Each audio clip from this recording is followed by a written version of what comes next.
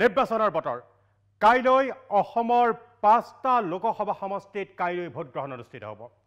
৫টা লোকসভা সমষ্টিত ৩৫ গৰাকী প্ৰাৰ্থীৰ কাইলৈ হ'ব ভাগ্য নিৰ্ণয় অৰ্থাৎ ৩টা পৰ্যায়ত অসমত লোকসভাৰ ভোট গ্ৰহণ অনুষ্ঠিত হ'ব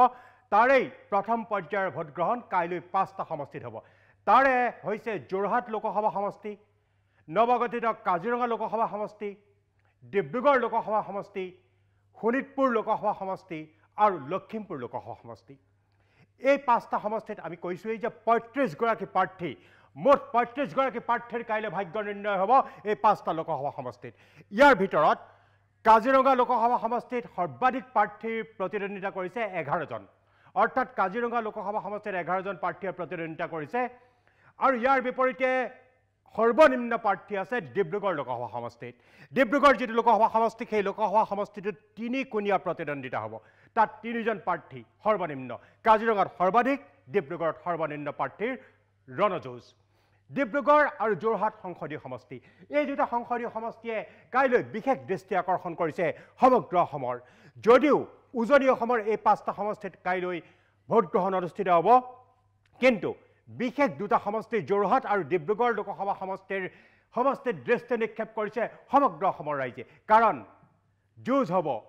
খেলা হবে অৰ্থাৎ খেলাখন হ'ব এই দুটা লোকসভা সমষ্টিত বুলি ইতিমধ্যে ৰাজনৈতিক বিশ্লেষকসকলে মত পোষণ কৰিছে অৰ্থাৎ যোৰহাট লোকসভা সমষ্টিক লৈ এবাৰ ৰাজনৈতিক বিশ্লেষকসকলে কৈছে এইবাৰ কোন তপন গগৈ নে গৌৰৱ গগৈ অৰ্থাৎ বিজেপি মিত্ৰজোঁটৰ প্ৰাৰ্থী তপন গগৈ আৰু কংগ্ৰেছ মিত্ৰজোঁটৰ প্ৰাৰ্থী গৌৰৱ গগৈৰ মাজত মূল যুঁজখন অনুষ্ঠিত হ'ব আনহাতে ডিব্ৰুগড় লোকসভা সমষ্টিত ৩ কোণীয়া প্ৰতিদ্বন্দ্বিতা বৰ্তমান কেন্দ্ৰীয় মন্ত্ৰী সৰ্বানন্দ সোণোৱাল বিজেপিৰ এগৰাকী জ্যেষ্ঠ নেতা ইয়াৰ বিপৰীতে অসম জাতীয় পৰিষদৰ নেতা সভাপতি লুৰিণজ্যোতি গগৈ বিৰোধীৰ উমৈহতীয়া প্ৰাৰ্থী আৰু আপৰ মনোজ ধনৱাৰ এই তিনিজনেই একোজন শক্তিশালী প্ৰাৰ্থী ডিব্ৰুগড় লোকসভা সমষ্টিত এইবাৰ কিন্তু এখন ভাল খেল হ'ব এই খেলখনক লৈ ইতিমধ্যে সমগ্ৰ অসমৰ দৃষ্টি নিবদ্ধ হৈছে কোনে মাৰিব শেষ হাঁহি মই কৈছোঁ যে ৩৫ গৰাকী প্ৰাৰ্থীৰ কাইলৈ ভাগ্য নিৰ্ণয় হ'ব এই কাইলৈ যি ভোট গ্ৰহণ অনুষ্ঠিত হ'ব ইতিমধ্যে নিৰ্বাচনী বিষয়াসকল স্থানসমূহলৈ ভোট গ্ৰহণ কেন্দ্ৰসমূহলৈ ইতিমধ্যে তেওঁলোক ৰাওনা হৈছে ভোট গ্ৰহণ কেন্দ্ৰলৈ ৰাওনা হৈছে পলিং বিষয়া প্ৰিজাইডিং বিষয়া সকলো আৰু ইতিমধ্যে সাজু হৈ উঠিছে প্ৰশাসনো মই এই মুহূৰ্তত চাব খুজিছোঁ যে পুলিং বিষয়া আৰু প্ৰিজাইডিং বিষয়া যিসকল ইতিমধ্যে তেওঁলোক ৰাওনা হৈছে বিভিন্ন স্থানৰ ইতিমধ্যে প্ৰিজাইডিং বিষয়াসকলৰ লগত সাক্ষাৎকাৰ গ্ৰহণ কৰিছিল আমাৰ সাংবাদিকসকলে তাৰ ভিতৰত আছে কাজিৰঙা লোকসভা সমষ্টিৰ প্ৰিজাইডিং বিষয়া ইয়াৰ উপৰি আছে বিশ্বনাথ বিশেষকৈ শোণিতপুৰ লোকসভা সমষ্টিৰ অন্তৰ্গত বিশ্বনাথ জিলাৰ প্ৰিজাইডিং অফিচাৰ আন প্ৰিজাইডিং অফিচাৰসকলৰ লগত বিশেষ সাক্ষাৎকাৰ লৈছিলে আমাৰ সংবাদদাতাসকলে মোৰ সতীৰ্থ সাংবাদিক বন্ধুসকলে তেওঁলোকে কি কয় কিদৰে প্ৰস্তুতি চলাইছে সৰ্ববৃহৎ এই গণতান্ত্ৰিক ৰাষ্ট্ৰখনৰ এটা ৫ বছৰীয়া এটা ৰাজনৈতিক গণতান্ত্ৰিক উৎসৱ পালন কৰিবলৈ কিমান সাজু চাওক কি কয় এই নিৰ্বাচনী বিষয়াসকলে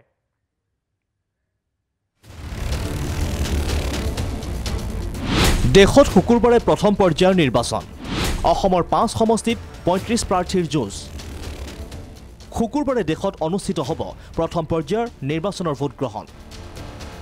অসমতো নতুনকৈ সমষ্টি নিৰ্ধাৰণৰ পিছত অনুষ্ঠিত প্ৰথম পৰ্যায়ৰ নিৰ্বাচনত ৫ সমষ্টি ক্ৰমে ডিব্ৰুগড় যোৰহাট কাজিৰঙা লখিমপুৰ আৰু শোণিতপুৰত হ'ব ভোট গ্ৰহণ প্ৰথম পৰ্যায়ৰ নিৰ্বাচনত প্ৰায় ৮৬.৫ লাখ ভোটাৰে নিৰ্ণয় কৰিব ৩৫ প্ৰাৰ্থীৰ ভাগ্য পিছে কোন সমষ্টিত কাৰ মাজত হ'ব পাৰে মূল যুঁজ ডিব্ৰুগড়ত এইবাৰ ১৬.৫ লাখ ভোটাৰে নিৰ্ণয় কৰিব ৩ প্ৰাৰ্থীৰ ভাগ্য সমষ্টিটোত ৩ কোণীয়া প্ৰতিদ্বন্দ্বিতা হ'ব বিজেপিৰ সৰ্বানন্দ সোণোৱাল অসম জাতীয় পৰিষদৰ লুৰিণজ্যোতি গগৈ আৰু আম আদমি পাৰ্টিৰ মনোজ ধনৱাৰৰ মাজত সমষ্টিটোত বিজয়ক লৈ আশাবাদী ৩ প্ৰাৰ্থী জনসাধাৰণৰ য'ত মৰম চেনেহ থাকিব আন্তৰিকতা থাকিব মই ভাবোঁ তাত নিশ্চিতভাৱে আমাৰ দলৰ ফলাফল ভালেই হ'ব আৰু মই এতিয়া সংখ্যাত নকওঁ কাৰণ মই এগৰাকী প্ৰাৰ্থী গতিকে মই চেষ্টা কৰিম যিমান বেছি সংখ্যক ভোটদাতা ৰাইজে আমাৰ পক্ষত সমৰ্থন ব্যক্ত কৰে এইবাৰ নিৰ্বাচনত আমি সকলোৱে সমূহ সমৰত আমি যুঁজত অৱতীৰ্ণ হৈছোঁ গতিকে মই ক'ব খোজোঁ যে এইবাৰ নিৰ্বাচনৰ এটা সুকীয়া এটা লক্ষ্য আৰু উদ্দেশ্য আছে, এটা সুকীয়া এটা অৰ্থ আছে। গতিকে মই ভাবোঁ যে সেই যি লক্ষ্য উদ্দেশ্য লৈ আমি আগবাঢ়িব খুজিছোঁ, সেই লক্ষ্য উদ্দেশ্যত উপনীত হ'ব পাৰিম। স্বতঃস্ফূৰ্তভাৱে ৰাইজ ওলাই আহিছে। অৰবিন্দ কেজৰিৱালৰ লগত সম্পূৰ্ণ ডিব্ৰুগড় লোকসভাৰ বাকী ৰাইজ লগত আছে। আজি তাৰ প্ৰমাণ দিছে ৰাইজে। যোৰহাট, সমগ্ৰ দেশৰ দৃষ্টি এইবাৰ যোৰহাটত, কিয়নো সমষ্টিটোত প্ৰতিদ্বন্দ্বিতাত নামিছে কংগ্ৰেছ সাংসদ গৌৰৱ গগৈ। সমষ্টিটোত এইবাৰ প্ৰায় 17.18 লাখ ভোটাৰে নিৰ্ণয় কৰিব 4 প্ৰাৰ্থীৰ ভাগ্য। কিন্তু সমষ্টিটোত মূল যুঁজ হ'ব কংগ্ৰেছৰ গৌৰৱ গগৈ আৰু বিজেপিৰ তপন গগৈৰ মাজত। সমষ্টিটো দখল কৰিবলৈ আত্মবিশ্বাসী দুয়োজন প্ৰাৰ্থী। যোৰহাটৰ সন্মানীয় আসনখনত ইয়াৰ পৰা ভাৰতীয় জনতা পাৰ্টি প্ৰাৰ্থীগৰাকীক জনসাধাৰণে জিকাই পঠাব আৰু মই ইয়াৰ পৰা বিপুল ভোটত জিকি যাম। ৰাইজৰ পৰা যথেষ্ট মৰম পাইছোঁ। যি মৰম এজন অভিভাৱকে নিজৰ পুত্ৰক দিয়ে, এই মৰমটো আজি ৰাইজে মোক দিছে।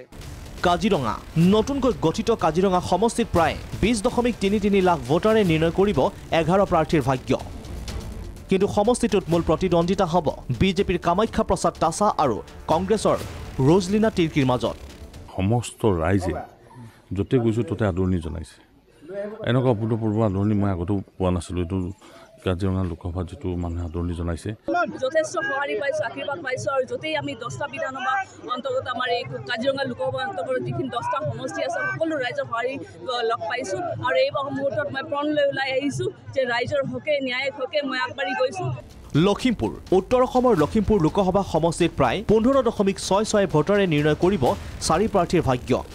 কিন্তু শেহতীয়া ৰাজনৈতিক পৰিস্থিতি অনুসৰি সমষ্টিটোত মূল যুঁজ হ'ব বিজেপিৰ প্ৰদান বৰুৱা আৰু কংগ্ৰেছৰ উদয় শংকৰ হাজৰিকাৰ মাজত। আমাৰ তৃণমূল পৰ্যায়ত মিত্ৰজোঁট, আমাৰ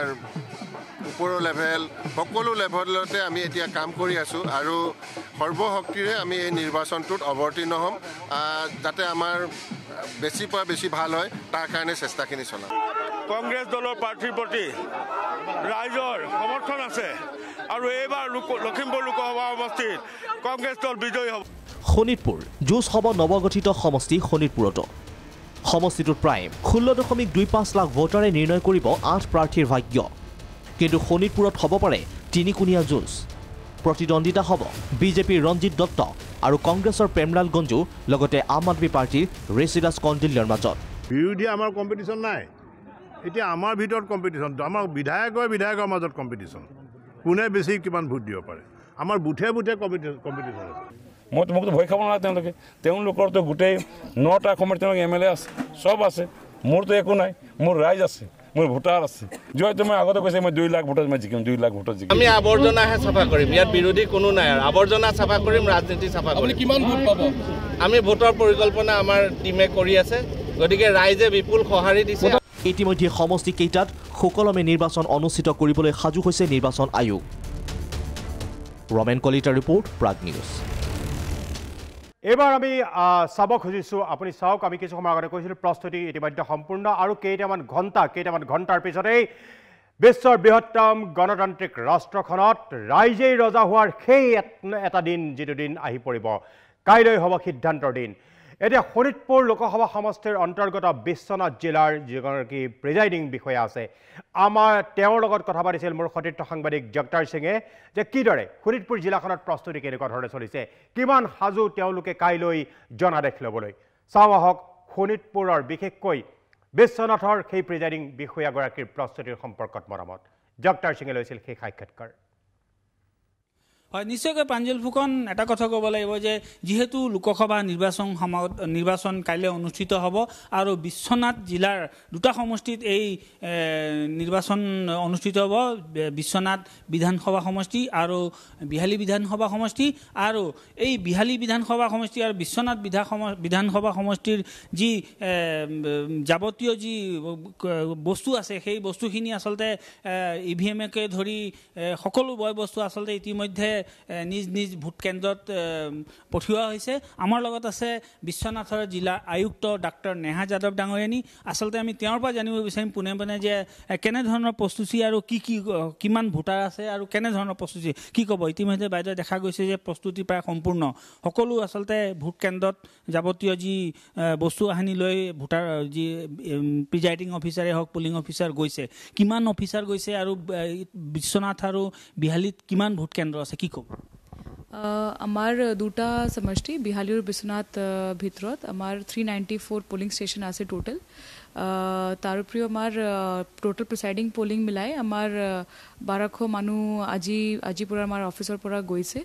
আমাৰ 43 সেক্টৰস আছে সো আমাৰ সেক্টৰ অফিচাৰ লগত এটো ৰেসপেক্টিভ পোলিং ষ্টেচন মে আমি অলৰেডি পঠাই দিছো উইথ ৰেসপেক্টিভ মটেৰিয়েল আমাৰ ইভিএম লগত তাত আমাৰ সিকিউৰিটি পাৰ্সনেল আৰু আমাৰ সেক্টৰ অফিচাৰ আমাৰ পুলিচ সেক্টৰ অফিচাৰ তাত থাকিব তাত ফুল 200 মিটাৰ্স अराउंड দি পোলিং ষ্টেচন এটো কন্ট্ৰোল হ'ব এনেকুৱা আৰু আমি ভাবিছো কি আমাৰ মোৰ দেন 3.5 লাখ আমাৰ টোটাল ভোটাৰ আছে বিহালী বিশ্বনাথ মিলাই সো আমি ভাবিছো কালি আমাৰ মোটামুটি আমাৰ সেন্ট টু সেন্ট পাৰ্সেন্ট আমাৰ 100% আমি পোলিং পাৰ্সেন্টেজ ভোটাৰ টাৰ্নআউট আমি অচিভ কৰিব টাৰ্গেট লৈছো আমি ভাবিছো কি আমাৰ সুইপ এক্টিভিটি ভিতৰত যেখিনি আমাৰ টিম কাম কৰিছে তাৰ উপৰিও আমাৰ 100% ভোটিং হ'ব আৰু যেখিনি আমাৰ ইনফৰ্ম পাৰ্সনস আছে আমাৰ যেখিনি ওল্ড এজ মানুহ যেখিনি হোম ভোটিং কা যেখিনি সুবিধা আমি দিছো যদি এটো ল'ব পৰা নাই আৰু যদি দে wish to come to the polling station so আমি ভাবিছো কি এটো কালি আমি আমাৰ ফালৰ পৰা হুইল চেয়াৰছ আমাৰ ফালৰ পৰা কিবা কিবি অৰেঞ্জমেন্টস আমি কৰি দিছো for their safety and for their safe voting আৰু আমি ভাবিছো আমাৰ যেখিনি বিশ্বনাথ বাকি আছে এটো আগত আহিব ভোটিং কৰিব আৰু আপোনাৰ মতদান এটো ইউজ কৰিব পাৰিব আৰু এটা কথা সুধিব বিচাৰো এইবাৰ মহিলা যি কৰ্মচাৰীও নিয়োগ কৰা হৈছে প্ৰায় 20টা কেন্দ্ৰত কি ক'বে আমাৰ ফাৰ্স্ট টাইম আমাৰ এনেকুৱা হৈছে কি আমাৰ 20 পোলিং ষ্টেচন মহিলা সকলোবিলাক সম্পূৰ্ণ আমাৰ মহিলা মাইনেড আমাৰ পোলিং ষ্টেচন আছে সো আমাৰ টোটাল 80 मतलब আমাৰ 80 আমাৰ women polling party গৈছে আমাৰ ফালৰ পৰা they all are very enthusiastic first of all মই পাইছো কি একো কমপ্লেইন দিয়া নাই কি আমি মহিলা আমি যাব না পাৰো ভালকে একদম ফেস पे স্মাইল करके they all went to the polling stations আৰু আমাৰ ফালৰ পৰা আমি বেসি সেফটি তাত ৰাখিছো আমাৰ দুটা ফিমেল সিকিউৰিটি পাৰ্সন আমি তাত দিছো আৰু আমাৰ half of the CAPF company তাত দিছো টু ইনশ্योৰ কি আমাৰ যেখিনি মহিলা ম্যানেড আমাৰ পোলিং ষ্টেচন হ'ব এটো there will be no security issues আৰু ইন্টাৰেস্টিং বাট এটো এনেকুৱা আছে কি আমাৰ মহিলা আজি ৰাতি তাত থাকিব আৰু next day will be doing the arrangements for poll so আমাৰ সকলো 20 polling station যেখিনি আমাৰ মহিলা আছে they will do it very nicely আৰু একো মহিলা কমপ্লেইন দিয়া নাই এটো মই বহুত ভাল পাইছো আৰু হয় আগবাঢ়ি আইছে আৰু they are very happy মই পাইছো এটো বহুত প্ৰাউড ফিল কৰিছে কি এনেকুৱা অপৰচুনিটি পাইছে as presiding polling একটা দুটা আমাৰ মহিলা কৈছে কি আমি তো কবি ভাবাই নাই কি আমি এটো polling এটো ডিউটি পাই যাও তো বহুত ভাল লাগিছে আৰু মহিলা সকলো বহুত ভাল পাইছে কি এনেকুৱা ডিউটি পাইছে আৰু এটো আমাৰ ডেমক্ৰেসি আমাৰ লোকসভা ইলেকশন में इमान दुनिया opportunity पाइसे for to be electoral to be a like polling party and to be part of the like election process আৰু এটা কথা খুদিবছো সেনসিটিভ আৰু মোৰ সেনসিটিভ ইয়াত আছে নেকি বিশ্বনাথৰ বিহালী আমাৰ এনেকুৱা আমাৰ vulnerable polling station তো একো নাই पर तथापि हमार प्रीवियस पोलिंग जेखिनी होइसे हमार previous percentage of voter turnout जेखिनी होइसे हमार 22টা हमार टोटल क्रिटिकल पोलिंग स्टेशन আছে তার ভিতৰত हमार 22টা होए বিশ্বনাথ আৰু দুটা আছে हमार বিহালী কাৰণে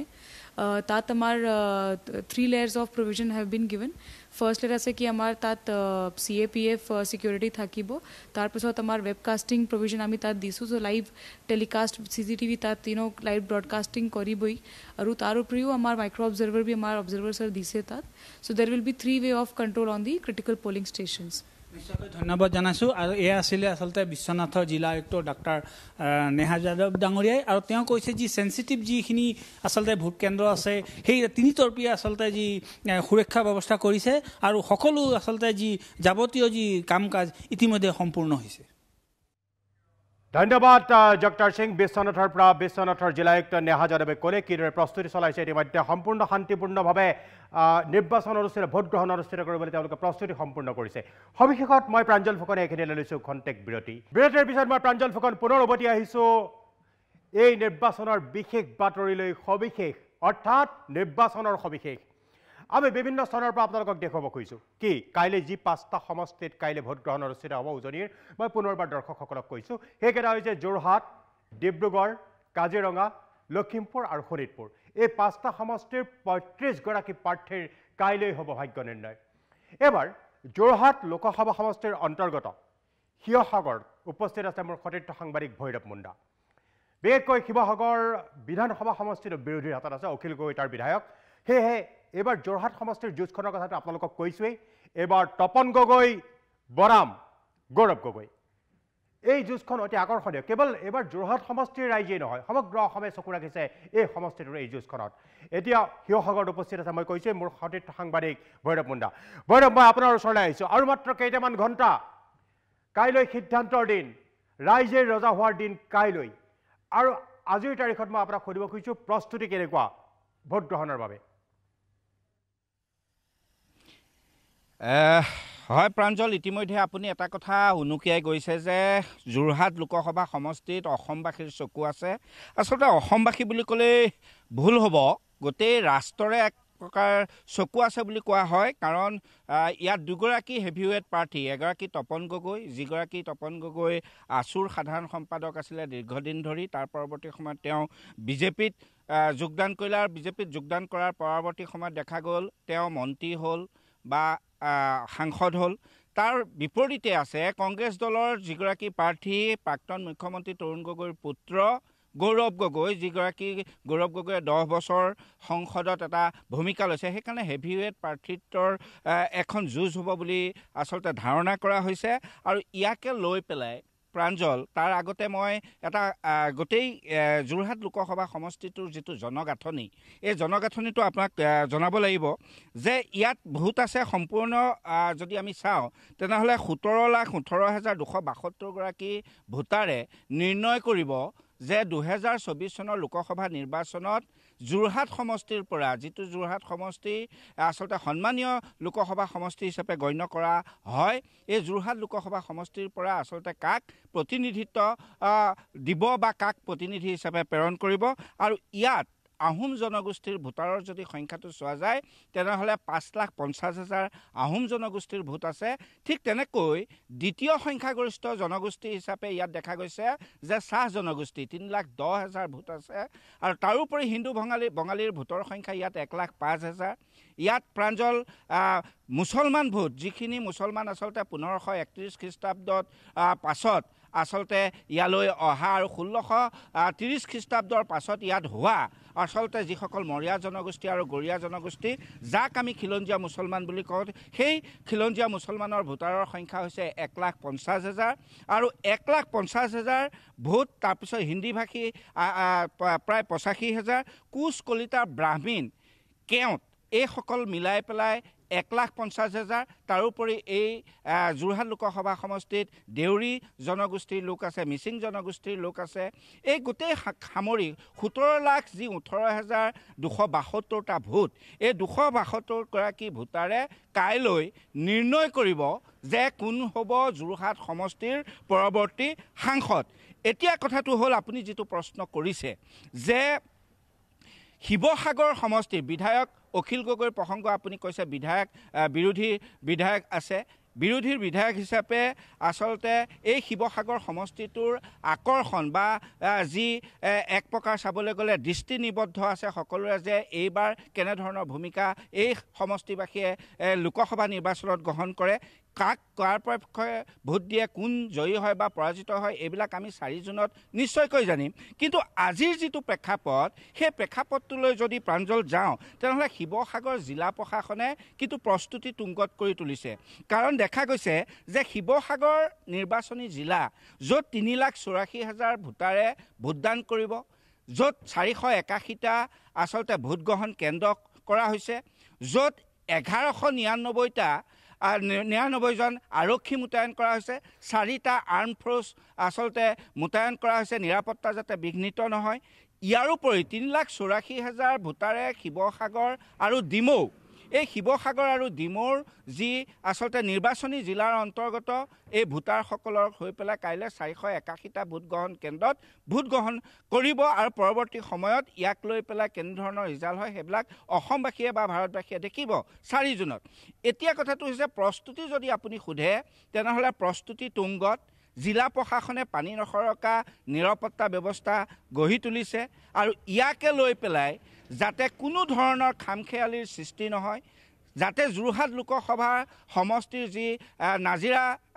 আচলতে নিৰ্বাচনী জিলা নাজিৰাখন যদিও শিৱসাগৰ জিলাৰ অন্তৰ্গত এটা সমষ্টি কিন্তু নিৰ্বাচনী জিলা হিচাপে নাজিৰা একক অকলে আচলতে তাত ভোটগ্ৰহণ প্ৰক্ৰিয়া সম্পন্ন হ'ব ঠিক তেনেকৈ চৰাইদেউ সোণাৰী আৰু মাহমৰা আচলতে ভোটগ্ৰহণ সম্পন্ন হ'ব ঠিক তেনেকৈ শিৱসাগৰৰ ডিমৌ আৰু শিৱসাগৰ সমষ্টি আৰু এতিয়া লুপ্ত পোৱা যিটো আমগুৰি সমষ্টি য'ত 21টা পঞ্চায়ত ইতিমধ্যেই শিৱসাগৰ বিধানসভা সমষ্টিৰ অন্তৰ্গত হ'ল যাৰ বাবে 2,11,000ৰ ওচৰ শিৱসাগৰ সমষ্টিৰ ভোটাৰ হ'ল ঠিক তেনেকৈ 9টা পঞ্চায়ত নাজিৰা সমষ্টিত আচলতে ইয়াত অন্তৰ্ভুক্ত হ'ল গতিকে এই যি শিৱসাগৰ আৰু ডিমৌ সমষ্টিক লৈ পূৰ্বৰ যিটো ডিমৌয়ে থাউৰা আছিল এই গোটেই দুইটা সমষ্টিক লৈ পেলাই 3,84,000 ভোটাৰে কাইলৈ ভোটদান কৰিব আৰু ইয়াক লৈ মূলত যদিও কেইবাগৰাকীও প্ৰাৰ্থী আছে মূলত গৌৰৱ গগৈ আৰু বিজেপিৰ তপন গগৈৰ মাজতেই যুঁজখন হোৱাৰ সম্ভাৱনা হৈছে ৰাইজৰ মাজত আমি যেতিয়া গৈছো বা বিভিন্ন ঠাইৰ পৰা যেতিয়া আমি কথা বতৰা পাতিছো এই যুঁজখন হাই ভোল্টেজ হোৱাৰ সম্ভাৱনা আছে বুলি ৰাইজে মত প্ৰকাশ কৰিছে হয় ভৈৰৱ মুণ্ডা আপোনাক ধন্যবাদ জনাইছোঁ ভৈৰৱ মুণ্ডাই খুব সুন্দৰকৈ বিশেষকৈ যোৰহাট লোকসভা সমষ্টিৰ অন্তৰ্গত শিৱসাগৰ জিলাখনৰ যি জনগাঁথনি বা যোৰহাট লোকসভা সমষ্টিৰ যি জনগাঁথনি বিশেষকৈ চাহ জনগোষ্ঠীয় ভোটাৰ আহোম সম্প্ৰদায়ৰ ভিতৰত আন যিখিনি ভোটাৰৰ জনগাঁথনি খুব সুন্দৰকৈ ব্যাখ্যা দাঙি ধৰিলে ইতিমধ্যে শিৱসাগৰতো কটকটীয়া নিৰাপত্তা ব্যৱস্থা কৰা হৈছে আৰু সকলো সাজু হৈছে পলিং বিষয়া প্ৰিজাইডিং বিষয়া নিৰ্বাচনৰ কামত নিয়োজিত সকলো সাজু হৈছে শান্তি শৃংখলা বজাই ৰাখিছে আৰু কাইলৈ হ'ব সেই সিদ্ধান্তৰ দিন ধন্যবাদ ভৈৰৱ মুণ্ডা আমি এইখিনিতে লৈছোঁ খন্তেক পুনৰ বিৰতি আপোনালোক আঁতৰি নাযাব বিৰতিৰ পিছত আমি পুনৰ ঘূৰি আহিম আমি পুনৰ যোৰহাট সমষ্টিৰ কথা পাতিম কাৰণ সমগ্ৰ অসমৰ দৃষ্টি নিবদ্ধ হৈছে যোৰহাট লোকসভা সমষ্টিত আন সমষ্টিৰ কথা দেখুৱাম 5টা সমষ্টি 35জন প্ৰাৰ্থী মহাৰণ এটা বিৰতিৰ পিছত মই প্ৰাঞ্জল ফুকন পুনৰ উভতি আহিছোঁ সবিশেষলৈ আজিৰ সবিশেষত আমি আপোনালোকক দেখুৱাই আছোঁ যে কাইলৈ অসমৰ বিশেষকৈ উজনি আৰু উত্তৰ অসমৰ 5টা লোকসভা সমষ্টিত কাইলৈ ভোটগ্ৰহণ অনুষ্ঠিত হ'ব মই কৈছোঁ সিদ্ধান্তৰ দিন ৰাইজে ৰজা হোৱাৰ দিন কাইলৈ এই 5টা সমষ্টিত আৰু 35গৰাকী প্ৰাৰ্থীৰ ভাগ্য নিৰ্ণয় হ'ব এইবাৰ পুনৰ মই কৈছোঁ যে যোৰহাট লোকসভা সমষ্টিৰ শিৱসাগৰ জিলাৰ ছবিখন আমি আপোনালোকক দেখুৱালোঁ বলকচোন এইবাৰ আমি যাওঁ খোদ যোৰহাট জিলালৈ যোৰহাট জিলাত কেইবাটাও বিধানসভা সমষ্টিত এইবাৰ বিশেষভাৱে যুঁজখন অতি আকৰ্ষণীয় হৈ উঠিছে তিতাবৰ মাজুলী এই বিধানসভা সমষ্টিবিলাকৰো আলেখ আমি লৈ আছোঁ যোৰহাটত উপস্থিত আছে আমাৰ উজনি অসমৰ ব্যুৰো চিফ উৎপল বৰা উৎপল মই আপোনাৰ ওচৰলৈ আহিছোঁ ভৈৰৱ মুণ্ডাই কিছু ব্যাখ্যা আগবঢ়ালে মই এতিয়া আপোনাৰ পৰা বিশেষকৈ যোৰহাট সংসদীয় সমষ্টিৰ অন্তৰ্গত যোৰহাট জিলাখনৰ এক বিশ্লেষণ বিচাৰিছোঁ প্ৰথম কথা প্ৰস্তুতি কেনেকুৱা দ্বিতীয় কথা এই যুঁজখন এবাৰ কিয় অতি আকৰ্ষণীয় হৈ উঠিছে ইতিমধ্যে আচলতে সৰলীকৃতভাৱে প্ৰাঞ্জল ফুকন মোৰ জ্যেষ্ঠ সতীৰ্থ ভৈৰৱ মুণ্ডাই ইতিমধ্যে গোটেই কথাখিনি কৈছে তেখেতে সামগ্ৰিক প্ৰতিছবিখন দিছে যোৰহাট জিলালৈ যদি আহোঁ যোৰহাট জিলাখন এখন সন্মানীয় জিলা সদায় ভোটৰ ক্ষেত্ৰত এক সন্মানীয় অগ্ৰাধিকাৰ পাই আহিছে যোৰহাট জিলাই আৰু যোৰহাট জিলাখনক সকলোৱে এইটো বাবে দৃষ্টিনিবদ্ধ থাকে যে এখন সচেতন ভোটাৰৰ এক অন্যতম স্থান হিচাপে যোৰহাট জিলাক সদায় চিহ্নিত কৰি অহা হৈছে এবাৰ সকলোৱে জানে যে 14টা যি লোকসভা সমষ্টি আছে এই 14টা লোকসভা সমষ্টিৰ ভিতৰত আটাইতকৈ দৃষ্টিনিবদ্ধ থকা সমষ্টিটোৱে হৈছে যোৰহাট লোকসভা সমষ্টি মই শিৱসাগৰ পাৰ্টটোলৈ নাযাওঁ মই যোৰহাটৰ পাৰ্টটো যিহেতু আপুনি কৈছে যোৰহাটৰ দিশটো যদি চাওঁ যোৰহাট মৰিয়নি তিতাবৰ আৰু টিয়ক এই 4টা বিধানসভা সমষ্টিৰে হাঙুৰি থকা এই যোৰহাট লোকসভা সমষ্টিত এইবাৰ ৰিজাল্ট কি হ'ব পাৰে কেনেধৰণৰ হ'ব পাৰে আৰু ইতিমধ্যে নিৰ্বাচন আয়োগে কাইলৈ যি ভোটদান হ'ব এই ভোটদান প্ৰক্ৰিয়াত কেনেধৰণে তেওঁলোকে কৰিছে এই গোটেই কথাখিনি আচলতে মই জনাব বিচাৰিম এটা কথা প্ৰথমতে কৈ ল'ব লাগিব যে এতিয়ালৈকে আমাৰ ওচৰত যিখিনি খবৰ আছে আমি এই মুহূৰ্তত এটা খুব আদৰ্শ আমি ভোটগ্ৰহণ কেন্দ্ৰত উপস্থিত আছোঁ আৰু মই প্ৰাঞ্জল ফুকন আপোনাৰ বাবে এইটো এটা চিনাকি ভোটগ্ৰহণ কেন্দ্ৰ এইটো যোৰহাটৰ VVIP ভোটগ্ৰহণ কেন্দ্ৰ বুলি কোৱা হয় য'ত কাইলৈ এইবাৰ অন্যতম প্ৰাৰ্থী গৌৰৱ গগৈ কাইলৈ ইয়াত ভোট দিব তেখেতৰ পত্নীয়ে ভোট দিব তেখেতৰ মাতৃ ডলি গগৈ কাইলৈ ইয়াত ভোট দিব গতিকে এই যিটো ভোটগ্ৰহণ কেন্দ্ৰ এইটো হৈছে দেৱীচৰণ বৰুৱা যিখন বিদ্যালয় এই দেৱীচৰণ বৰুৱা বিদ্যালয়ৰ এই ভোটগ্ৰহণ কেন্দ্ৰটোত উপস্থিত আছোঁ আৰু এইটো আদৰ্শ ওমেন ভোটগ্ৰহণ কেন্দ্ৰ হিচাপে পুলিং ষ্টেচন হিচাপে ইয়াত চিহ্নিত কৰা হৈছে মই গোটেই কথাখিনি ক'ব বিচাৰিম কিন্তু মোৰ লগত এই মুহূৰ্তত চাৰ্কুল অফিচাৰ উপস্থিত আছে তেখেতে সামগ্ৰিক চাৰ্কুলটোৰ মই আপোনালোকক যিটো স্থানৰ পৰা ওলাই আহিছোঁ এইটো এটা সেলফি জোন দিছে ইয়াত আপোনালোকে এজন ভোটাৰে ভোট দিয়াৰ পিছত তেখেতে নিজকে যে ভোট সাব্যস্ত কৰিলে তাক জনসমাজৰ সন্মুখত বা ছ'চিয়েল মিডিয়াৰ যোগেদি উপস্থাপিত কৰাৰ বাবে খুব সুন্দৰকৈ ইয়াত প্ৰয়াস কৰিছে খুব ধুনীয়াকৈ দিছে আপুনি দেখিছে যে দিব্যাংগসকলৰ বাবে ইনস্পায়াৰ কৰাৰ বাবে তেওঁলোকক দিব্যাংগনা বুলি ইয়াত মহিলাৰ নামাংকৃতৰে ইয়াত সজোৱা হৈছে কাৰণ এই গোটেই চেণ্টাৰটো মহিলাই কণ্ডাক্ট কৰিব ইয়াত নাৰীসকলে কণ্ডাক্ট কৰিব এতিয়াও দেখিছে তেখেতসকল আহিছে বিভিন্ন ধৰণৰ যিসমূহ সা সৰঞ্জাম কাইলৈ প্ৰয়োজন আছে এই প্ৰয়োজনীয় সা সৰঞ্জামসমূহ তেওঁলোকে ইয়াত এই মুহূৰ্তত এনেধৰণে সজাবৰ বাবে আহিছে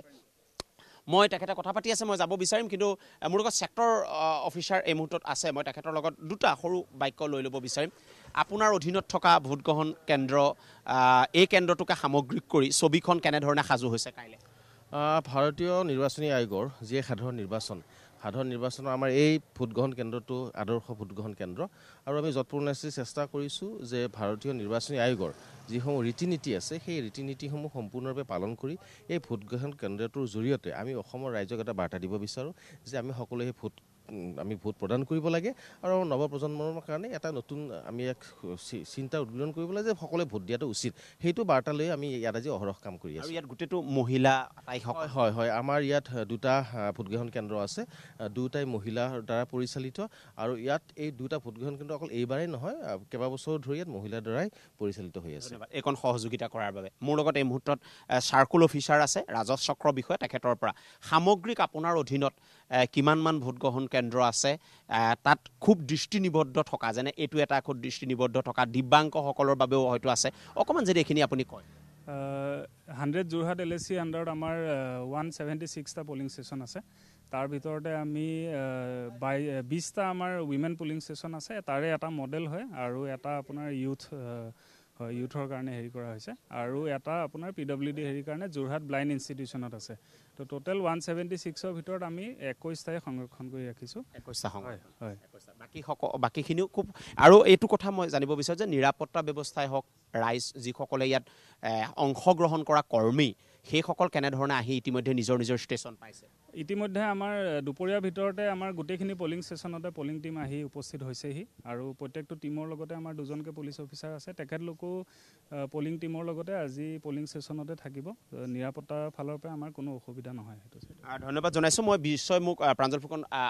আপোনাৰ জৰিয়তে দেখুৱাইছে খুব সুন্দৰকৈ সজাইছে মই আৰু আহিম ভিতৰুৱা কথালৈ ৰাজনীতিৰ যি দৃশ্যপট অকণমান সুস্পৰ্শ কৰিব বিচাৰিম খুব ধুনীয়াকৈ সজাইছে ইয়াত কিন্তু এই চেণ্টাৰটো মই আকৌ কৈছোঁ যে ইয়াত কাইলৈ কেইবাজনো VVIPয়ে কাইলৈ ভোটদান কৰিব প্ৰধানকৈ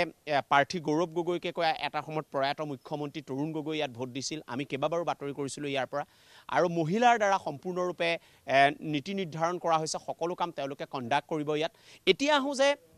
যোৰহাটৰ যিটো দৃশ্যপট মই নিৰ্বাচন আয়োগৰ যিহেতু সম্পূৰ্ণ দৃষ্টিনিবদ্ধ আছে সংবাদ মাধ্যমৰ ওপৰতো মই মাত্ৰ কেইটামান কথাই স্পৰ্শ কৰিব বিচাৰিম যে যুঁজ খুব টক্কৰ হ'ব খুব টক্কৰ এখন যুঁজ হ'ব ইয়াত খুব হাই ভল্টেজ এখন যুঁজ হ'ব সেয়া আপুনি শিৱসাগৰ কওক চৰাইদেউ কওক সেয়া আপুনি যোৰহাট কওক মাজুলী কওক খুব হাই ভল্টেজ এখন যুঁজ হ'ব যোৰহাটত ধন্যবাদ উৎপল বৰা মই আপোনাক ধন্যবাদ জনাইছোঁ এইবাৰ বলকচোন আমি ডিব্ৰুগড় লোকসভা সমষ্টিত অকণ তিনিচুকীয়াত যাওঁ ডিব্ৰুগড় লোকসভা সমষ্টিৰ ওপৰত অকণ দৃষ্টি নিবদ্ধ কৰোঁ ডিব্ৰুগড় লোকসভা সমষ্টিৰ অন্তৰ্গত তিনিচুকীয়া জিলা ডিব্ৰুগড় লোকসভা সমষ্টিৰ সম্পৰ্কত মই কিছু আভাস দি ল'ব খুজিছোঁ কাৰণ আমিও কৈছোঁৱেই যে যিদৰে যোৰহাট সমষ্টিৰ যুঁজখন অতি আকৰ্ষণীয় ডিব্ৰুগড় লোকসভা সমষ্টিৰ যুঁজখনো কিন্তু এবাৰ অতি আকৰ্ষণীয় এইবাৰ কেন্দ্ৰীয় মন্ত্ৰী সৰ্বানন্দ সোণোৱাল যুঁজৰ অন্যতম ৰনুৱা অসম জাতীয় পৰিষদৰ সভাপতি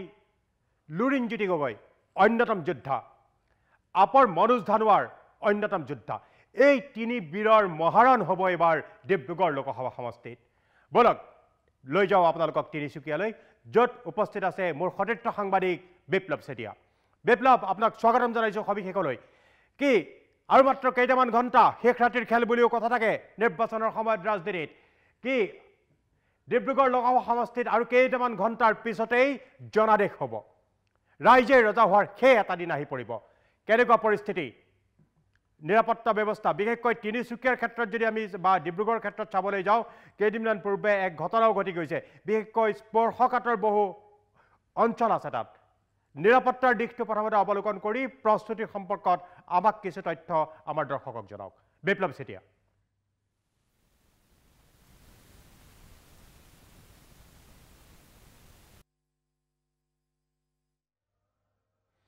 বিপ্লৱ চেতিয়া, আমি পুনৰ আপোনাৰ লগত সংযোগ স্থাপন কৰিম। বিপ্লৱ চেতিয়া, মই কৈছোঁৱেই যে তিনিচুকীয়া বিশেষকৈ অন্তৰ্গত ডিব্ৰুগড় লোকসভা সমষ্টি,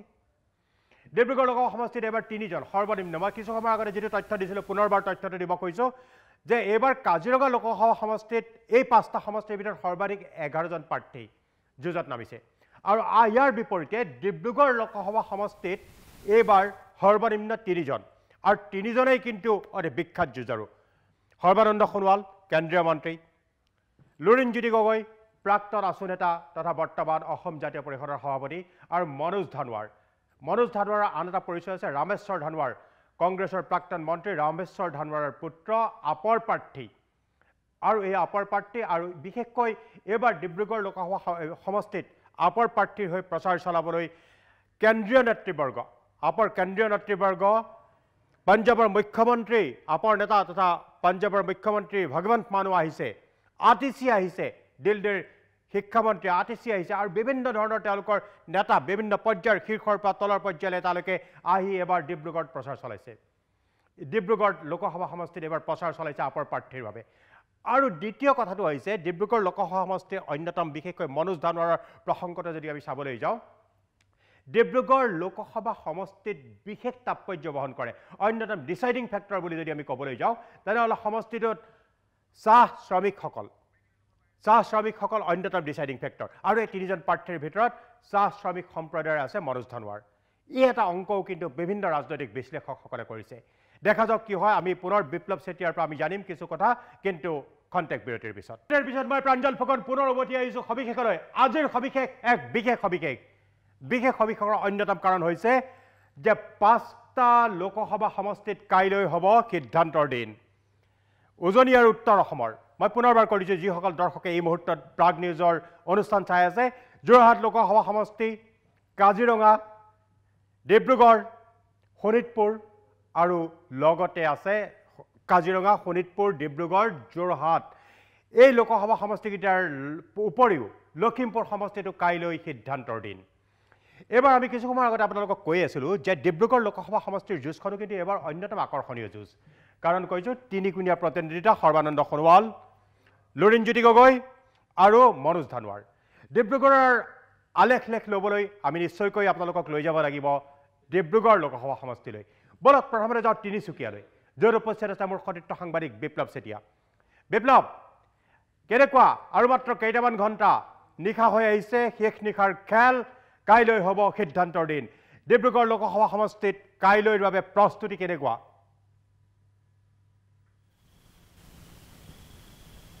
হয় প্ৰাঞ্জল ফুকন, নিশ্চিতভাৱে দেখা পোৱা গৈছে ডিব্ৰুগড় লোকসভা সমষ্টিৰ যুঁজখন কাইলৈ অতি আকৰ্ষণীয় হৈ ৰ'ব। আৰু ইতিমধ্যে যিসকল ভোটাৰৰ ওপৰত যথেষ্ট উৎকণ্ঠিত হৈ আছে, কাইলৈ যিহেতু পুৱা 7 বজাৰ পৰা ভোট গ্ৰহণ হ'ব, আৰু ভোট গ্ৰহণৰ বাবে ইতিমধ্যেই তিনিচুকীয়া জিলাখনে যিসমূহ ভোট গ্ৰহণৰ ব্যৱস্থাৰ বাবে সম্পূৰ্ণ ব্যৱস্থা কৰি তুলিছে। 1110টা ভোট গ্ৰহণ কেন্দ্ৰ তিনিচুকীয়া জিলাখনত, তিনিচুকীয়া, মাঘেৰিটা, তিনিচুকীয়া আৰু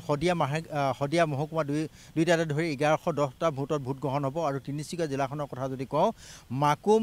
ডিগবৈ, তিনিচুকীয়া আৰু ডুমডুমা, এই 4টা সমষ্টিত যিহেতু ভোট গ্ৰহণ হ'ব। আৰু ডিব্ৰুগড় লোকসভা সমষ্টি 13 নং যি ডিব্ৰুগড় লোকসভা সমষ্টি 16,55,000 ভোটাৰে কাইলৈ যিহেতু 3গৰাকীকৈ প্ৰাৰ্থীৰ ভাগ্য নিৰ্ণয় কৰিব। NDA প্ৰাৰ্থী সৰ্বানন্দ সোণোৱাল প্ৰাক্তন মুখ্যমন্ত্ৰী আৰু অসম জাতীয় পৰিষদৰ হৈ উমৈহতীয়া প্ৰাৰ্থী লুৰিণজ্যোতি গগৈ, আনফালে আপৰ মনোজ ধানোৱাৰ, 3গৰাকী প্ৰাৰ্থীয়ে ইতিমধ্যে প্ৰতিদ্বন্দ্বিতা কৰিছে। আৰু সেই প্ৰতিদ্বন্দ্বিতা নিশ্চিতভাৱে কোন জয়ী হ'ব, কাইলৈ কাইলৈ পুৱাৰ ভাগৰ পুৱা 7 বজাৰ পৰা ইভিএমত বন্দী হৈ ৰব প্ৰতি 3গৰাকী প্ৰাৰ্থী আৰু তিনিচুকীয়া জিলাখনৰ কথা যদি কওঁ তিনিচুকীয়া জিলাখন নিশ্চিতভাৱে 9,85,000 যি ভোটাৰ আছে তাৰে কিন্তু গৰিষ্ঠ সংখ্যক 5 লাখৰো অধিক 5,211গৰাকী যিহেতু মহিলা ভোটাৰ আনফালে বাকীসমূহ পুৰুষ ভোটাৰ যি নিশ্চিতভাৱে মহিলা যিসমূহ ভোটাৰ আছে সেই ভোটাৰে তিনিচুকীয়া জিলাখনতো এক নিৰ্ণায়ক ভূমিকা গ্ৰহণ কৰিব আৰু আনফালে মনোজ ধানোৱাৰ যদি কথা কওঁ নিশ্চিতভাৱে ডিব্ৰুগড় লোকসভা সমষ্টিত চাহ জনগোষ্ঠীৰ লোকে এইবাৰ নিশ্চিত প্ৰাৰ্থী বিচাৰিছিল কিন্তু চাহ জনগোষ্ঠীৰ লোকে প্ৰাৰ্থিত্ব নোপোৱাৰ বাবেও চাহ জনগোষ্ঠীৰ লোকৰ মাজত কিছু ক্ষোভ আছে সেইবাবেই নিৰ্বাচনী যুঁজখন অতি আকৰ্ষণীয় হৈ ৰ'ব যদিহে চাহ জনগোষ্ঠীৰ লোকৰ ভোটসমূহ যদি একচেটিয়া হৈ পৰে তেন্তে আনফালে দুগৰাকী প্ৰাৰ্থী আছে লুৰিণজ্যোতি গগৈ আৰু সৰ্বানন্দ সোণোৱালৰ মাজত তুমুল প্ৰতিদ্বন্দ্বিতা হ'ব তাৰ মাজতে আচলতে কোনে শেষ হাঁহি মাৰিব সেয়াও কিন্তু লক্ষণীয় হ'ব গতিকে এটা কথা ক'ব লাগিব যে কাইলৈ যিহেতু পুৱা 7 বজাৰ পৰা যিহেতু ইভিএমত বন্দী হ'ব নিৰ্বাচনৰ যি ফলাফল যি দিন ঘোষণা কৰিব সেই দিনটোলৈ অধিক আগ্ৰহেৰে বাট চাই আছে অতি সন্মানীয় যি সমষ্টি ডিব্ৰুগড় লোকসভা সমষ্টি আৰু এইভাবে আকৰ্ষণীয় হৈ পৰিব দুগৰাকীকৈ প্ৰাক্তন আছু নেতা সৰ্বানন্দ সোণোৱাল প্ৰাক্তন আছু নেতা আনফালে লুৰিণজ্যোতি গগৈ প্ৰাক্তন আছু নেতা দুয়োগৰাকী যথেষ্ট প্ৰভাৱ আছে আৰু দুয়োগৰাকী সেই প্ৰভাৱ দুইটা দলৰ পৰা যিহেতু উমৈহতীয়া প্ৰাৰ্থী আৰু আনহাতে NDA প্ৰাৰ্থী সৰ্বানন্দ সোণোৱালে যিহেতু প্ৰতিনিধিত্ব কৰিছে তেনে ক্ষেত্ৰত মনোজ ধানোৱে কেনেধৰণৰ ভূমিকা গ্ৰহণ কৰিব তাক লৈ কিন্তু দুয়োগৰাকী প্ৰাৰ্থীৰ ভাগ্য নিশ্চিতভাৱে নিৰ্ণয় কৰিব তেনে ক্ষেত্ৰত কাইলৈ পুৱাৰ প্ৰতিগৰাকী ভোটাৰে ইতিমধ্যে উৎকণ্ঠিত হৈ আছে প্ৰতিটো দলৰ বা প্ৰতিটো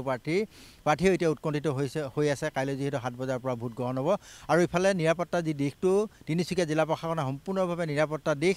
কটকটীয়া কৰি তুলি ৰখা হৈছে প্ৰতিটো ভোট গ্ৰহণ কেন্দ্ৰত কোনো ধৰণৰ যাতে কাজিৰঙা লোকসভা সমষ্টিত প্ৰশাসনে কিদৰে প্ৰস্তুতি চলাইছে গোলাঘাটৰ পৰা মোৰ সতীৰ্থ সাংবাদিক গিৰিনে বিশেষকৈ গোলাঘাটৰ প্ৰিজাইডিং অফিচাৰৰ বিশেষকৈ প্ৰিজাইডিং বিষয়াৰে সাক্ষাৎকাৰ লৈছিল যে তেওঁ কৈছে প্ৰস্তুতি কি মই হেতু চাওঁ আহক গোলাঘাটৰ প্ৰিজাইডিং বিষয়া কাজিৰঙা লোকসভা সমষ্টিত প্ৰস্তুতি কেনেকুৱা গোলাঘাট জিলাৰ সম্পৰ্কত আমি হেতু চাওঁ আহক নিশ্চয়কৈ প্ৰাঞ্জল ফুকন এটা কথা কাইলৈ অনুষ্ঠিত হ'ব আৰু বিশ্বনাথ গোলাঘাটৰ সংসদীয় নিৰ্বাচনত নৱগঠিত কাজিৰঙা লোকসভা সমষ্টি প্ৰথম পৰ্যায়ৰ যি আওতাত পৰিছে আজি তাৰ কাৰণে সম্পূৰ্ণ ব্যস্ত হৈ পৰিছে নিৰ্বাচনী বিষয়া বা যিসকল ৰিটাৰ্ণিং বিষয়া ইতিমধ্যে ভোটগ্ৰহণ কেন্দ্ৰলৈ প্ৰিজাইডিং পলিং বিষয়াসকল গৈছে আৰু তেওঁলোকে যি যাৱতীয় সামগ্ৰী সেইখিনি লৈ ইতিমধ্যে ৰাওনা হৈছে আৰু বৰ্তমান এই মুহূৰ্তত আমাৰ লগত উপস্থিত আছে গোলাঘাটৰ উপায়ুক্ত তথা ৰিটাৰ্ণিং বিষয়া পিউদয় প্ৰবীণ ছাৰ আমি তেখেতৰ পৰা যাৱতীয় যিখিনি প্ৰস্তুতি সেই সম্পৰ্কে আমি জানিব বিচাৰিম ইতিমধ্যে সকলো প্ৰস্তুতি সম্পন্ন হৈ গৈছে আৰু কাইলৈ ভোট গ্ৰহণ সম্পন্ন হ'ব মানে কেনেধৰণৰ প্ৰস্তুতি হৈছে আমাৰ গোলাঘাট ইলেকশ্যন ডিষ্ট্ৰিক্টত আমাৰ গোটেই গোলাঘাট জিলাত 3টা ইলেকশ্যন ডিষ্ট্ৰিক্ট আছে গোলাঘাট ইলেকশ্যন ডিষ্ট্ৰিক্ট গোলাঘাট কুমটাই আৰু ডেৰগাঁও সমষ্টি আছে আৰু হৰুপতাৰ সমষ্টি আৰু বোকাঘাট সমষ্টি আমাৰ গোলাঘাট ইলেকশ্যন ডিষ্ট্ৰিক্টত 667 পলিং ষ্টেচন আছে ফৰকাটিং কলেজত আমি গোটেই 667 পলিং ষ্টেচনৰ কাৰণে EVMs আৰু মেটেৰিয়েল আমি ডিষ্ট্ৰিবিউট কৰি আছোঁ আৰু ইচ পলিং পাৰ্টি আজি এতিয়া অলমষ্ট আধা পলিং পাৰ্টি ইয়াৰ পৰা ওলাই গ'ল চ' ইভিনিং 7টা ভিতৰত পলিং ষ্টেচনছ পাই যাব আৰু তেওঁলোকৰ লগত ছিকিউৰিটি হিচাপে আমি 2জন পুলিচক পঠাই আছোঁ এণ্ড আমাৰ গোলাঘাট ইলেকশ্যন ডিষ্ট্ৰিক্টত 3টা ক্ৰিটিকেল পলিং ষ্টেচন আছে 3টা ক্ৰিটিকেল পলিং ষ্টেচন মানে আজাদে মই মাজুলীটো মই চুবই লাগিব কাৰণ মাজুলীক এবাৰ লৈ শাসক বিৰোধী সকলোৱে কিন্তু এবাৰ লক্ষ্য কৰিছে মাজুলীত জ্যোতিষ তামুলী মাজুলীৰ ছবি কি হয় প্ৰাঞ্জল ফুকন দেখিবলৈ পোৱা গৈছে যে মাজুলীৰ প্ৰস্তুতি জিলা প্ৰশাসনে সম্পূৰ্ণ কটকটীয়া নিৰাপত্তাৰ মাজেৰে যি 176টা ভোটগ্ৰহণ কেন্দ্ৰ আছে 1,40,772 জন যি ভোটাৰ আছে সেই ভোটাৰসকলে কালিলৈ বিশেষভাৱে দুগৰাকী প্ৰাৰ্থী যিহেতু যোৰহাট সমষ্টিত 2কোণীয়া ভোটৰ যুদ্ধ হ'ব আৰু সেই যুদ্ধৰ বাবে পূৰ্ণ প্ৰস্তুতি চলোৱা দেখিবলৈ পোৱা গৈছে কাইলৈ পুৱাৰ পৰা ভোটগ্ৰহণ আৰম্ভ হ'ব তাৰ প্ৰস্তুতি ইতিমধ্যে সম্পন্ন হৈ পৰিছে জিলা প্ৰশাসনে কটকটীয়া নিৰাপত্তাৰ ব্যৱস্থা গ্ৰহণ কৰা হৈছে আৰু এই ক্ষেত্ৰত দেখিবলৈ পোৱা গৈছে যে যিখন যুঁজ হ'ব মূলতঃ যুঁজখন কংগ্ৰেছৰ গৌৰৱ গগৈ আৰু বিজেপিৰ তপন গগৈৰ মাজত হ'ব ইয়াত নিৰ্ণায়ক ভূমিকা পালন কৰিব কেইবাটাও ফেক্টৰ মাজুলীত ক্ৰিয়া কৰিব বিশেষকৈ সচেতন আৰু যুৱ প্ৰজন্মৰ মাজত এটা বিশেষ ফেক্টৰ হিচাপে থিয় দি পৰিছে এই মুহূৰ্তত মাজুলীৰ ভোটাৰসকল আৰু দ্বিতীয় পৰ্যায়ত মিচিং ভোটাৰসকলেও এক ধৰণৰ নিৰ্ণায়ক ভূমিকা পালন কৰিব তেওঁলোকে বহু সময়ত কিছু পৰিমাণে অসন্তুষ্ট হৈ আছে একাংশ মিচিং সংগঠন বিশেষকৈ যেতিয়া এই লখিমপুৰ সমষ্টিৰ পৰা মাজুলীক আঁতৰাই আনি যোৰহাটৰ লগত ৰাখিছে ধন্যবাদ সেয়া আছিল মাজুলী এবাৰ বিশেষকৈ যোৰহাট সমষ্টিত বিশেষ উল্লেখযোগ্য ভূমিকা ল'ব আমি আজি সবিশেষত 5টা সমষ্টিত কাইলৈ ভোটগ্ৰহণ অনুষ্ঠিত হ'ব লগা 5টা সমষ্টিৰ বিশেষ এখন ছবি আপোনালোকৰ আগত দাঙি ধৰিলোঁ দেখা যাওক কাইলৈ কি হয় বিশ্বৰ বৃহত্তম গণতান্ত্ৰিক ৰাষ্ট্ৰখনৰ কাইলৈ হৈছে সিদ্ধান্তৰ দিন অসমৰ 5টা সমষ্টিত সমগ্ৰ ভাৰততে শতাধিক সমষ্টিত কাইলৈ ভোটগ্ৰহণ অনুষ্ঠিত হ'ব দেখা যাওক এই প্ৰথম পৰ্যায়ৰ ভোটগ্ৰহণে কি ফলাফল দিয়ে কাৰ কপাল ফুলে কাৰ কপাল ফুটে আৰু ইয়াৰ লগে লগে আজিলৈ সবিশেষৰ পৰা মই প্ৰাঞ্জল ফুকনে বিদায় লৈছোঁ ধন্যবাদ